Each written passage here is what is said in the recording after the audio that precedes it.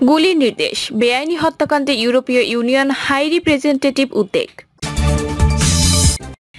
নাশকতার উদ্ভট অভিযোগ এনে মামলা দিচ্ছে পুলিশ। আত্মগোপনে নেতাকর্মীরা, করণীয় খুঁজছে বিএনপি, নিষিদ্ধের পর জামায়াত কোনো না কোনো কর্মসূচি দেবেই।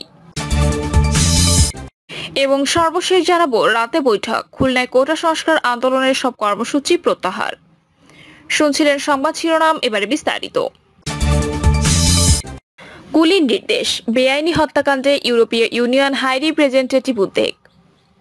বাংলাদেশের সহিংস বিক্ষোভকারীদের শুট অন সাইট ও বেআইনি হত্যার গভীর নিন্দা জানিয়েছে ইউরোপীয় ইউনিয়নের নিরাপত্তা ও পররাষ্ট্রনীতি বিষয়ক হাই রিপ্রেজেন্টেটিভ এবং ইউরোপীয় কমিশনের ভাইস প্রেসিডেন্ট জোসেপ বোরেল।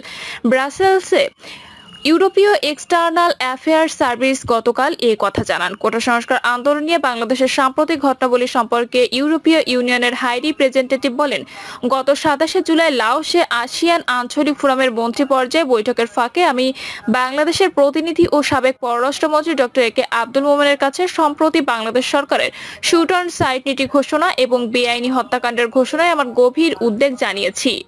আমি আইন প্রয়োগকারী বাহিনীর কর্মীদের হত্যা, সহিংসতা, নির্যাতন, গণগ্রেপ্তার এবং সম্পদের ক্ষতি নিয়েও গভীরভাবে উদ্বিগ্ন।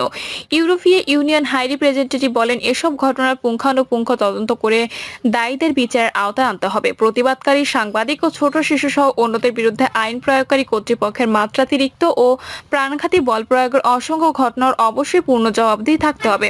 হাজারো ব্যক্তিকে গ্রেপ্তারের প্রক্রিয়া যথাযথ হতে হবে। জোসেপ বোরেল বলেন, আমরা এই সংকটের প্রেক্ষাপটে কর্তৃপক্ষের পদক্ষেপগুলোর উপর নিবিড়ভাবে নজর রাখবো, আর আমরা আশা করি ইউরোপীয় ইউনিয়ন বাংলাদেশ সম্পর্কের মৌলিক বিষয়গুলো মাথায় রেখে সব ধরনের মানবাধিকারকে পূর্ণ সম্মান প্রদর্শন করা হবে। নাশকতার উদ্ভট অভিযোগ এনে মামলা দিচ্ছে পুলিশ। নাশকতার উদ্ভট অভিযোগ এনে চট্টগ্রাম নগরের বিভিন্ন থানায় বিএনপি নেতাকর্মীদের বিরুদ্ধে একের পর এক মামলা দায়ের করা হচ্ছে বলে অভিযোগ করেছে দলটির নগর কমিটির আহ্বায়ক এরশাদুল্লাহ ও সদস্য সচিব নাজিমুর রহমান।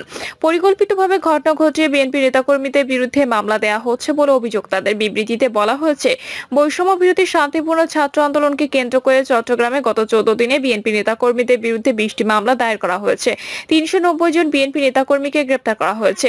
এর নিন্দা ও প্রতিবাদ জানিয়ে এরশাদুল্লাহ ও নাজিমুর রহমান বলেন, চট্টগ্রাম নগরীতে পুলিশ বিএনপি সহ বিরোধী দলের নেতাকর্মী ও সাধারণ শিক্ষার্থীদের গণহারে গ্রেপ্তার করছে। প্রতি রাতে নেতাকর্মীদের বাসায় বাসায় পুলিশ গিয়ে হয়রানি করছে। এলাকা ভাগ করে পুলিশ, র্যাব ও অন্যান্য বাহিনী ব্লক রেড দিচ্ছে। নির্বিচারে নেতাকর্মীদের গ্রেপ্তার করে বিভিন্ন মামলায় আসামি করছে। গত 24 ঘন্টা দলটির বিভিন্ন পর্যায়ে 10 নেতাকে গ্রেপ্তারের তথ্য দিয়ে বিবৃতিতে বলা হয়েছে, সরকার পুলিশকে দিয়ে বিএনপির হাজার হাজার নেতাকর্মীকে আসামি করে উদ্ভট মামলা করেছে। পুলিশের দায়ের করা এসব মামলা পরিকল্পিত ও মিথ্যা। সরকার দলীয় লোকজন পরিকল্পিতভাবে এক একটি ঘটনা ঘটিয়ে বিএনপির নামে মামলা দিচ্ছে। অবিলম্বে গণগ্রেপ্তার ও নাশকতার উদ্ভট অভিযোগে পরিকল্পিত মামলা দায়ের বন্ধ এবং বিএনপির স্থায়ী কমিটির সদস্য আমির খসরু মাহমুদ চৌধুরী গ্রেপ্তার সকল নেতাকর্মীর মুক্তি দাবি করেছেন নগর কমিটি এ 2 নেতা। আত্মগোপনে নেতাকর্মীরা, করণীয় খুঁজছে বিএনপি, নিষিদ্ধের পর জামায়াত কোনো না কোনো কর্মসূচি দেবেই। শিক্ষার্থীদের কোটা সংস্কার আন্দোলন ঘিরে বিএনপির শীর্ষ পর্যায়ে বেশ কয়েকজন নেতা গ্রেপ্তার হওয়ার পর অন্যরা আত্মগোপনে চলে গেছেন। তবে আন্দোলনের রেশ ধরে রাখতে কিভাবে মাঠে থাকা যায় আত্মগোপনে থেকে সে বিষয়ে চিন্তা ভাবনা করছেন দলটির গুরুত্বপূর্ণ নেতারা। জামায়াতের ক্ষেত্রে একই অবস্থা, তাদেরও বেশ কয়েকজন শীর্ষ পর্যায়ের নেতা গ্রেপ্তার হওয়ার, বাকিরা আত্মগোপনে আছেন। এর মধ্যে জামায়াত নিষিদ্ধের সরকারি সিদ্ধান্ত তাদের আরো বেকায়দায় ফেলেছে। নিষিদ্ধের পর দলটির পক্ষ থেকে কী ধরনের প্রতিক্রিয়া দেখানো হয় তা নিয়ে রয়েছে নানা ধরনের আলোচনা। বিএনপি নেতাদের সঙ্গে কথা বলে জানা গেছে, ইন্টারনেট সংযোগ চালুর পরও দলের সর্বোচ্চ নীতি নির্ধারণী ফোরাম স্থায়ী কমিটির কোনো বৈঠক হয়নি। ফলে কোটা আন্দোলন নিয়ে দলগতভাবে কোনো বিশ্লেষণ নেই তাদের। তবে দলের করণীয় নিয়ে ব্যক্তিগত পর্যায়ে আলোচনা করছেন জ্যেষ্ঠ নেতারা। বিএনপি নীতি নির্ধারকরা মনে করছেন, শিক্ষার্থীদের অংশগ্রহণে কোটা সংস্কার আন্দোলনের রেশ কাটতে শুরু করেছে। এতে সরকার চাপে পড়লেও ক্ষতিগ্রস্ত হচ্ছেন বিএনপি সহ বিরোধী নেতাকর্মীরা। তাদের অভিযোগ, দলের বিপুল সংখ্যক নেতাকর্মী গ্রেপ্তার ও নির্যাতনের শিকার হচ্ছেন। এমন বাস্তবতায় কী ধরনের কর্মসূচি দিয়ে মাঠে থাকা যায় তা নিয়ে আলোচনা চলছে। দলের নির্ভরযোগ্য একটি সূত্র জানায়, বিএনপি সমর্থক পেশাজীবীরা কিছু কর্মসূচি নিয়ে মাঠে থাকবেন। গতকাল সুপ্রিম কোর্ট সহ সারা দেশের আদালত প্রাঙ্গণে মানববন্ধন করা হয়েছে। সাংবাদিক নেতারাও একাধিক কর্মসূচি পালন করেছেন। পেশাজীবী সংগঠনের ব্যানারে আরো কয়েকটি কর্মসূচি পালনের কথা রয়েছে। এছাড়া আজ পুরনো পল্টন মোড়ে প্রতিবাদ সমাবেশ করবেন বিএনপির সঙ্গে যুগপৎ আন্দোলনে থাকা গণতন্ত্র মঞ্চের নেতারা। অন্যান্য দলও গণতন্ত্র মঞ্চের মতো কর্মসূচি দেবে। বিএনপির সঙ্গে আলোচনার মাধ্যমে এসব কর্মসূচি গ্রহণ করা হচ্ছে বলে দাবি করেন একজন নেতা। বিএনপি মহাসচিব মির্জা ফখরুল ইসলাম আলমগীর গত কয়েকদিনে একাধিকবার অভিযোগ করে বলেছেন, তাদের নেতাকর্মীদের গ্রেপ্তার করে রিমান্ডে নিয়ে নির্যাতন করে সাজানো স্বীকারোক্তি আদায়ের চেষ্টা করা হচ্ছে। প্রকৃত অপরাধীদের খুঁজে বের না করে বিএনপি সহ বিরোধী দলের নেতাকর্মীদের দমন করছে সরকার।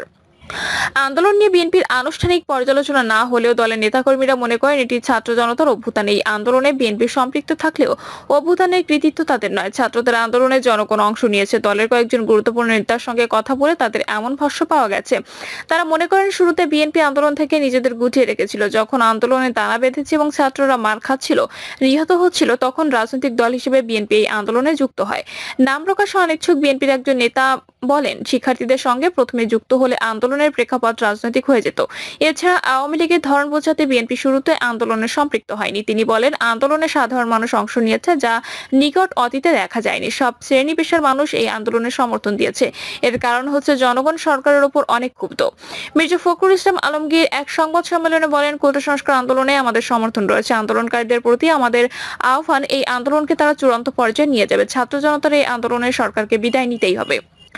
জামাত শিবিরকে নিষিদ্ধ করার প্রক্রিয়া সম্পন্ন হলে রাজপথে নেমে প্রতিক্রিয়া দেখাতে পারেন দলটির নেতাকর্মীরা। ফলে দেশে আবারও সংঘাত সহিংসতা দেখা দিতে পারে বলেও ধারণা করা হচ্ছে। দলটির কয়েকজন নেতার সঙ্গে যোগাযোগ করা হলে এই ইস্যুটি ঠিক কী ধরনের কর্মসূচি দেবেন তা তারা বিষয়ে স্পষ্ট কোনো ধারণা দিতে পারেননি। গতকাল নাম প্রকাশে অনিচ্ছুক জামায়াতের একজন নেতা বলেন, যোগাযোগ ব্যবস্থা সীমাবদ্ধতা, নেতারা আত্মগোপনে চলে যাওয়ায় এখনো সমন্বিত কোনো সিদ্ধান্ত গ্রহণ করা যায়নি।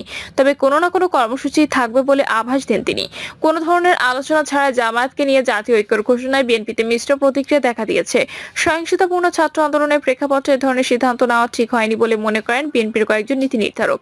বিএনপিতে আলোচনা আছে, ঐক্যের ঘোষণায় যে বিবৃতি গণমাধ্যমে পাঠানো হয়েছিল তা দলের মহাসচিব মির্জা ফখরুল ইসলামকে জানানো হয়নি, অথচ তার স্বাক্ষর ব্যবহার করা হয়েছে। বিএনপি টাকা জাতীয় ঐক্যের ডাকে জামাত ইসলামী সহ 34 দল সমর্থন দিয়েছে। গতকাল জামায়াত এই উদ্যোগকে সাধুবাদ জানিয়ে বিবৃতি দিয়েছে।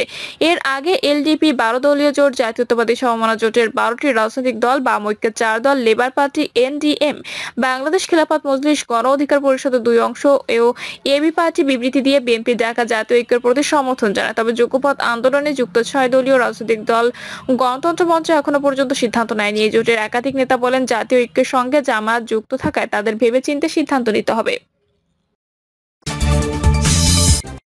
রাতে বৈঠক, খুলনায় কোটা সংস্কার আন্দোলনের সব কর্মসূচি প্রত্যাহার। খুলনায় কোটা সংস্কার আন্দোলনের সব কর্মসূচি প্রত্যাহার করেছে সমন্বয়করা। রাতে 11:30টার দিকে খুলনা সার্কিট হাউসে জনপ্রতিনিধি, পুলিশ ও প্রশাসনের সঙ্গে বৈঠকের পর তারা এই ঘোষণা দেন। কোটা সংস্কার আন্দোলনে খুলনা বিশ্ববিদ্যালয়ের পরিসংখ্যান বিভাগের 4র্থ বর্ষের শিক্ষার্থী ও সমন্বয়ক তানভীর আহমেদ বলেন, আমরা কোটা সংস্কারের দাবিতে আন্দোলন করেছি, তবে খুলনাতে আমরা কোনো সহিংসতা করিনি। এখন আন্দোলনটা ভিন্ন খাতের দিকে চলে যেতে পারে, তা নিয়ে ঊর্ধ্বতন কর্তৃপক্ষের সঙ্গে আলোচনা হলো। আমরা জানিয়ে দিচ্ছি, আমাদের পরবর্তীতে আর কোনো কর্মসূচি নেই। কোটা আন্দোলন সৃষ্ট সহিংসতায় যারা নিহত হয়েছেন তাদের ব্যাপারে নিরপেক্ষ তদন্ত করে ব্যবস্থা নেওয়ার জন্য সরকারের প্রতি অনুরোধ জানিয়ে তিনি বলেন, আমাদের খুলনা বিশ্ববিদ্যালয়ের সাবেক শিক্ষার্থী মুগ্ধ ঢাকায় নিহত হয়েছেন। তিনি সহ সব নিহতের ঘটনার নিরপেক্ষ তদন্তের দাবি করি। আজম খান কমার্স কলেজের ব্যবস্থাপনা বিভাগের শিক্ষার্থী ও কোটা আন্দোলনের সমন্বয়ক শেখ রাফসান জানি বলেন, খুলনাতে আন্দোলনের সময় আমাদের সঙ্গে পুলিশের কোনো সংঘর্ষ হয়নি। এজন্য পুলিশ প্রশাসন আমাদেরকে ধন্যবাদ জানিয়েছে। আজ থেকে আমাদের আর কোনো কর্মসূচি নেই। আমরা সব আন্দোলন প্রত্যাহার করে নিয়েছি।